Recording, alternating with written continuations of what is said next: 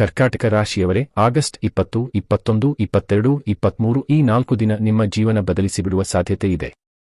ನೀವು ಕಾದಿರುವ ಆ ಜನ ಅಲ್ಲ, ನೀವು ಚಿಂತೆಗೂ ಬಾರದ ಜನ ಅಲ್ಲಿಂದ ಸಹಾಯ ಬರಬಹುದು. ಹೊಸ ಅವಕಾಶ, ಸಲಹೆ, ಸಹಾಯ ಎಲ್ಲಾ ಸಾಧ್ಯ. ಹಠಾತ್ತಾಗಿ ಫೋನ್ ಕರೆ ಬರಬಹುದು. ಹಳೆಯ ಸ್ನೇಹಿತನ ಸಂದೇಶ ಬರಬಹುದು. ಹೊಸ ಜನ ಭೇಟಿ ಆಗಬಹುದು. ಬಹುದಿನ ಮೌನವಾಗಿದ್ದ ಕೆಲಸ ಮತ್ತೆ ಮುಂದೆ ಬರಬಹುದು. ಹೊಸ ಉದ್ಯೋಗ ಹುಡುಕುತ್ತಿರುವವರಿಗೆ, ವ್ಯಾಪಾರದಲ್ಲಿ ನೂತನ ಮಾರ್ಗ ಎರೆಯುತ್ತಿರುವವರಿಗೆ, ಹಣಕಾಸಿನ ಬಿಕ್ಕಟ್ಟಿಂದ ಹೊರಬರಲು ಪ್ರಯತ್ನಿಸುತ್ತಿರುವವರಿಗೆ, ವಿವಾಹ ಅಥವಾ ಕುಟುಂಬದ ಸಮಸ್ಯೆ ಸಾಲಿಸುತ್ತಿರುವವರಿಗೆ ಈ 4 ದಿನ ಬಹುಮೆಲ್ಲೆ ಗಮನ ಕೊಡಬೇಕು. ಪ್ರತಿಯೊಂದು ಸೂಚನೆ ಮುಖ್ಯ, ಕಾರಣ ಸಣ್ಣ ಪರಿಚಯ ದೊಡ್ಡ ಯಶಸ್ಸಿನ ಬಾಗಿಲು ತೆರೆಯಬಹುದು.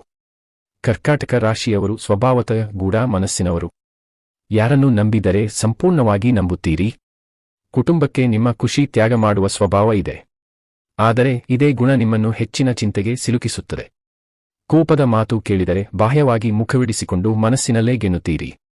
ಈ 4 ದಿನ ಈ ಸ್ವಭಾವ ಸ್ವಲ್ಪ ಬದಲಾಯಿಸಿಕೊಳ್ಳಬೇಕು. ನಿಮ್ಮ ರಾಶಿಯಲ್ಲಿ ಗುರುವಿದ್ದಾರೆ. ಆತ್ಮವಿಶ್ವಾಸ ಹೆಚ್ಚಾಗುತ್ತದೆ. ವಿವೇಕ ಹೆಚ್ಚಾಗುತ್ತದೆ. ಸರಿಯಾದ ನಿರ್ಧಾರ ತೆಗೆದುಕೊಳ್ಳುವ ಶಕ್ತಿ ಹೆಚ್ಚಾಗುತ್ತದೆ. ಶನಿ ಇರುವುದರಿಂದ ಕೆಲವು ಕೆಲಸ ವಿಳಂಬವಾಗಬಹುದು. ಆದರೆ ವಿಳಂಬ ಅಸಫಲತೆ ಅಲ್ಲ, ಕೆಲವೊಮ್ಮೆ ವಿಳಂಬ ಚೆನ್ನಾಗಿ ಕೆಲಸ ಮಾಡುವ ಮಾರ್ಗ. ಆಗಸ್ಟ್ 20, 21ರಂದು ಪ್ರೀತಿ, ಮಕ್ಕಳು, ಶಿಕ್ಷಣ, ವೈಯಕ್ತಿಕ ವಿಚಾರ ಮುಖ್ಯವಾಗುತ್ತಿವೆ. ಕೆಲವೊಂದು ಕೆಲಸಕ್ಕೆ ಒಂದು ನಿರ್ದಿಷ್ಟ ಜನದ ಸಹಾಯ ಕಾದಿರುತ್ತೀರಿ. ಆದರೆ ಗ್ರಹಗಳು ಬೇರೆ ಕತೆ ಹೇಳುತ್ತಿವೆ. ನೀವು ಕಾದಿರುವ ಆ ಜನ ಅಲ್ಲ, ಬೇರೆ ಜನ ಅಲ್ಲಿಂದ ಸಹಾಯ ಬರುವ ಸಾಧ್ಯತೆ ಇದೆ.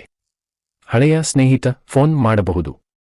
ನೀವು ತುಂಬ ಚೆನ್ನಾಗಿ ತಿಳಿದಿರದ ಜನ ಅಮೂಲ್ಯ ಸಲಹೆ ನೀಡಬಹುದು.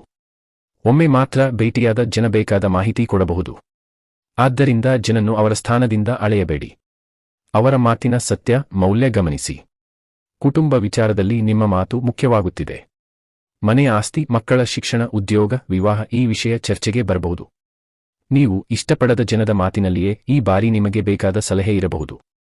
ಆದ್ದರಿಂದ ಯಾರ ಮಾತನ್ನು ತಕ್ಷಣ ಎಸೆದು ಬಿಡಬೇಡಿ. ವಿವಾಹಿತರು, ಕೋಪದಿಂದ ಮಾತು ಮಾಡಬೇಡಿ. ಹಳೆಯ ತಪ್ಪುಗಳು ಮತ್ತೆ ಹೊರೆತುಕೊಂಡು ಕುಳಿತುಕೊಳ್ಳಬೇಡಿ. ಬದಲಾಗಿ ಇಂದಿನಿಂದ ಹೇಗೆ ಚೆನ್ನಾಗಿ ಬದುಕಬೇಕು ಎಂಬುದರ ಬಗ್ಗೆ ಸಂಗಾತಿಯೊಂದಿಗೆ ಪ್ರೀತಿಯಿಂದ ಮಾತನಾಡಿ. ಮಕ್ಕಳ ಶಿಕ್ಷಣ, ಉದ್ಯೋಗ, ಪರೀಕ್ಷೆ ಬಗ್ಗೆ ಚಿಂತೆ ಇದ್ದರೆ ಆಗಸ್ಟ್ 22ರ ನಂತರ ಸ್ಪಷ್ಟತೆ ಬರುವ ಸಾಧ್ಯತೆ ಇದೆ. ಕರ್ಕಾಟಕ ರಾಶಿಯ ಉದ್ಯೋಗಸ್ಥರು ಆಗಸ್ಟ್ 20ರಿಂದ 23ರವರೆಗೆ ಗಮನದಲ್ಲಿ ಇರುತ್ತಾರೆ. ಯಾರೋ ಒಬ್ಬರು ನಿಮ್ಮ ಪರಿಶ್ರಮವನ್ನು ಗಮನಿಸುತ್ತಿದ್ದಾರೆ. ನಿಮ್ಮ ಕೆಲಸಕ್ಕೆ ಮನ್ನಣೆ ಸಿಗುತ್ತಿಲ್ಲ ಎನ್ನಿಸಿದರೂ ಪ್ರಭಾವಿ ವ್ಯಕ್ತಿ ನಿಮ್ಮನ್ನು ಗಮನಿಸಬಹುದು. ಕೆಲಸದ ಹೊರೆ ಹೆಚ್ಚಾಗಲಿದೆ. ಹಲವು ಜವಾಬ್ದಾರಿಗಳು ಒಂದೇ ಸಮಯದಲ್ಲಿ ಬರಬಹುದು. ಫೋನ್ ಕರೆಗಳು ಹೆಚ್ಚಾಗುತ್ತವೆ. ಸಂದೇಶಗಳು, ಇಮೇಲ್ ಮತ್ತು ಮಾಹಿತಿ ವಿನಿಮಯ ಹೆಚ್ಚುತ್ತದೆ. ಯಾವುದೇ ದಾಖಲೆ ಕಳುಹಿಸುವ ಮೊದಲು ಮತ್ತೊಮ್ಮೆ ಪರಿಶೀಲಿಸಿ. ಸಂದೇಶ ಕಳುಹಿಸುವ ಮೊದಲು ಪರಿಶೀಲಿಸಿ. ಸಣ್ಣ ತಪ್ಪು ದೊಡ್ಡ ಸಮಸ್ಯೆಯಾಗಬಹುದು.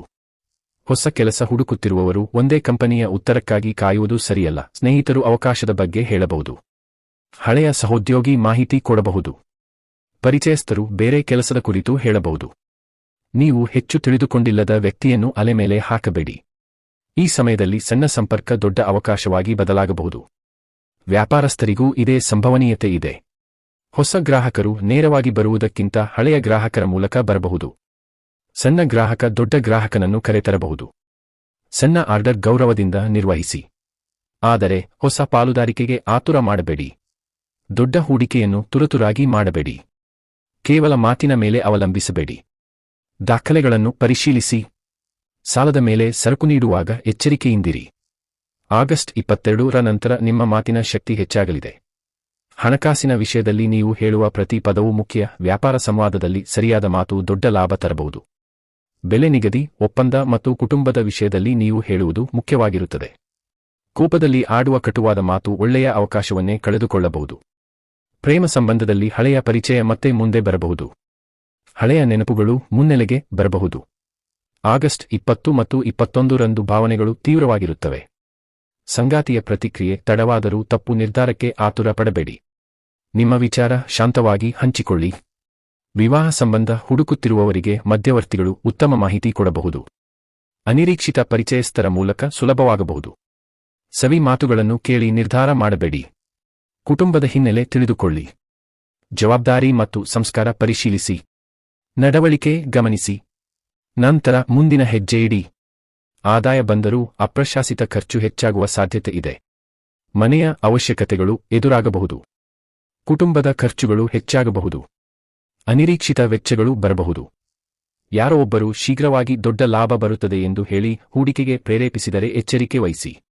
ದಾಖಲೆಗಳನ್ನು ತಪ್ಪಿಸಿ ಹಣ ಹೂಡಿಕೆ ಮಾಡಬೇಡಿ. ಹೊಸ ಆದಾಯದ ಮಾರ್ಗ ತೆರೆದುಕೊಳ್ಳಬಹುದು. ಮನೆಯಿಂದ ಕೆಲಸ ಮಾಡುವ ಅವಕಾಶ ಬರಬಹುದು. ಹೆಚ್ಚುವರಿ ಸೇವೆ ನೀಡುವ ದಾರಿ ಬರಬಹುದು. ನಿಮ್ಮ ಕೌಶಲ್ಯವನ್ನು ಬಳಸಿಕೊಂಡು ಹಣ ಗಳಿಸುವ ವಿಧಾನ ಯಾರೋ ಸೂಚಿಸಬಹುದು. ಆರಂಭದಲ್ಲಿ ಸಣ್ಣ ತೋರುವ ಅವಕಾಶ ಮುಂದೆ ಉತ್ತಮ ಆರ್ಥಿಕ ಭದ್ರತೆ ಕೊಡಬಹುದು. ಕರ್ಕಾಟಕ ರಾಶಿಯವರೇ, ಈ 4 ದಿನಗಳ ಫಲವನ್ನು ನೋಡಿದರೆ ಒಂದು ಮುಖ್ಯ ಸಂದೇಶ ಸ್ಪಷ್ಟವಾಗುತ್ತದೆ. ನೀವು ಏಕಾಂಗಿಯಾಗಿ ಮಾಡಬೇಕೆಂದುಕೊಂಡಿದ್ದ ಕಠಿಣ ಕೆಲಸ ಬೇರೊಬ್ಬರ ಅನಿರೀಕ್ಷಿತ ನೆರವಿಂದ ಸುಲಭವಾಗಿ ಪೂರ್ಣಗೊಳ್ಳಬಹುದು. ಉದ್ಯೋಗಕ್ಕಾಗಿ ಪ್ರಯತ್ನಿಸಿ ನಿರಾಸೆಯಾದಾಗ ಹಳೆಯ ಸ್ನೇಹಿತನೊಬ್ಬ ಅವಕಾಶದ ಮಾಹಿತಿ ನೀಡಬಹುದು. ವ್ಯಾಪಾರದಲ್ಲಿ ಹಣದ ಕೊರತೆ ಬಂದಾಗ ಹಳೆಯ ಗ್ರಾಹಕನೊಬ್ಬ ದೊಡ್ಡ ಆರ್ಡರ್ ನೀಡಬಹುದು. ವಿವಾಹದ ಪ್ರಯತ್ನಗಳು ವಿಫಲವಾಗುತ್ತಿದ್ದಾಗ ದೂರದ ಸಂಬಂಧಿಯೊಬ್ಬರು ಉತ್ತಮ ಸಂಬಂಧವನ್ನು ಪರಿಚಯಿಸಬಹುದು. ಇಂತಹ ಸಣ್ಣ ಘಟನೆಗಳನ್ನು ಸಾಮಾನ್ಯವೆಂದು ಕಡೆಗಣಿಸಬೇಡಿ. ಈ 4 ದಿನಗಳಲ್ಲಿ 3 ರೀತಿಯ ವ್ಯಕ್ತಿಗಳ ಮೇಲೆ ಗಮನಿಸಿ. ಬಹುಕಾಲದ ನಂತರ ಮತ್ತೆ ಸಂಪರ್ಕಿಸುವ ವ್ಯಕ್ತಿ, ನಿಮ್ಮ ವೃತ್ತಿಗೆ ಸಂಬಂಧಿಸಿದ ಹೊಸ ಮಾಹಿತಿಯನ್ನು ನೀಡುವ ವ್ಯಕ್ತಿ, ನೀವು ಕೇಳದೆಯೇ ಸರಿಯಾದ ಮಾರ್ಗವನ್ನು ತೋರಿಸುವ ವ್ಯಕ್ತಿ. ಇವರಲ್ಲಿ ಯಾರಾದರೂ ನಿಮ್ಮ ಮುಂದಿನ ಹೆಜ್ಜೆಗೆ ಬಹಳ ಉಪಯುಕ್ತರಾಗಬಹುದು. ಆದರೆ ಸಹಾಯ ದೊರೆತ ತಕ್ಷಣ ನಿಮ್ಮ ಎಲ್ಲಾ ಜವಾಬ್ದಾರಿಗಳನ್ನು ಅವರ ಕೈಗೆ ಒಪ್ಪಿಸಬೇಡಿ. ಗುರು ಅವಕಾಶವನ್ನು ತೋರಿಸಿದರೆ ಶನಿ ವಿವೇಚನೆಯಿಂದ ನಡೆಯಲು ಕಲಿಸುತ್ತಾನೆ. ಆದ್ದರಿಂದ ನಂಬಿಕೆ ಇರಲಿ. ಪರಿಶೀಲನೆಯನ್ನೂ ಮಾಡಿಕೊಳ್ಳಿ. ಆಗಸ್ಟ್ 22ರ ನಂತರ ಕೆಲಸದ ಪರಿಸ್ಥಿತಿಗಳು ನಿಮ್ಮ ಪರವಾಗಿ ಬದಲಾಗಬಹುದು. ಮೇಲಧಿಕಾರಿಗಳೊಂದಿಗೆ ಚರ್ಚೆ ನಡೆಯಬಹುದು. ವೇತನ, ಜವಾಬ್ದಾರಿ ಅಥವಾ ಹೊಸ ಅವಕಾಶದ ವಿಚಾರದಲ್ಲಿ ಶುಭ ಬೆಳವಣಿಗೆ ಕಾಣಬಹುದು. ನಿಮ್ಮ ಕೆಲಸವನ್ನು ಗಮನಿಸಿದ್ದ ವ್ಯಕ್ತಿಯೊಬ್ಬರು ನಿಮ್ಮ ಪರವಾಗಿ ಮಾತನಾಡಬಹುದು. ಈ ಸಣ್ಣ ಸಹಾಯವೇ ನಿಮ್ಮ ವೃತ್ತಿ ಜೀವನದ ದೊಡ್ಡ ಯಶಸ್ಸಿಗೆ ಮೆಟ್ಟಿಲಾಗಬಹುದು. ವ್ಯಾಪಾರಸ್ಥರು ಸಣ್ಣ ಗ್ರಾಹಕರನ್ನು ನಿರ್ಲಕ್ಷಿಸಬೇಡಿ. ಅವರ ಮೂಲಕ ದೊಡ್ಡ ಗ್ರಾಹಕರ ಪರಿಚಯವಾಗಬಹುದು. ಬರಬೇಕಾದ ಬಾಕಿ ಹಣವೋ ಮತ್ತೊಬ್ಬ ವ್ಯಕ್ತಿಯ ಮಧ್ಯಸ್ಥಿಕೆಯಿಂದ ವಸೂಲಿಯಾಗುವ ಸಾಧ್ಯತೆ ಇದೆ.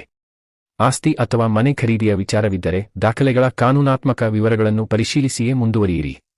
ಆರೋಗ್ಯದ ವಿಚಾರದಲ್ಲಿ ಅತಿಯಾದ ಚಿಂತನೆ ಕಡಿಮೆ ಮಾಡಿಕೊಳ್ಳಿ. ಕೆಲಸಗಳನ್ನು ಒಂದೇ ಸಮಯದಲ್ಲಿ ಮಾಡಬೇಡಿ. ಆದ್ಯತೆಯಂತೆ ಪೂರ್ಣಗೊಳಿಸಿ.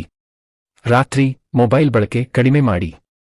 ಸಮಯಕ್ಕೆ ಸರಿಯಾಗಿ ಊಟ ಮಾಡಿ. ಸಾಕಷ್ಟು ನೀರು ಕುಡಿಯಿರಿ. ಬೆಳಗಿನ ಲಘು ನಡಿಗೆ ಮನಸ್ಸಿಗೆ ಶಾಂತಿ ನೀಡಬಹುದು. ಧ್ಯಾನ ಸಹಾಯ ಮಾಡಿಸುತ್ತದೆ. ನಿರಂತರ ಆರೋಗ್ಯ ಸಮಸ್ಯೆ ಇದ್ದರೆ ವೈದ್ಯರ ಸಲಹೆ ಪಡೆಯುವುದು ಉತ್ತಮ. ಆಧ್ಯಾತ್ಮಿಕವಾಗಿ ಗುರುವಾರ ಇಷ್ಟದೈವ ಅಥವಾ ಗುರುದೇವರಿಗೆ ಹಳದಿ ಹೂಗಳಿಂದ ಪೂಜೆ ಮಾಡಿ.